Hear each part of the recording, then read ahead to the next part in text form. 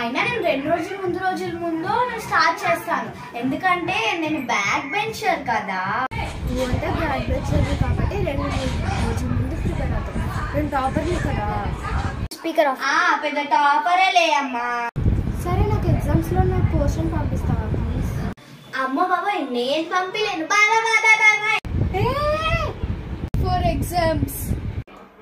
రేపు ఎగ్జామ్స్ కదా అమ్మ, అస్సలు మర్చిపోయాను.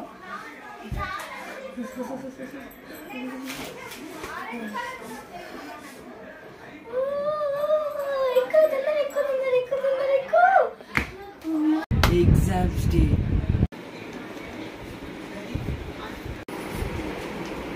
హాయ్.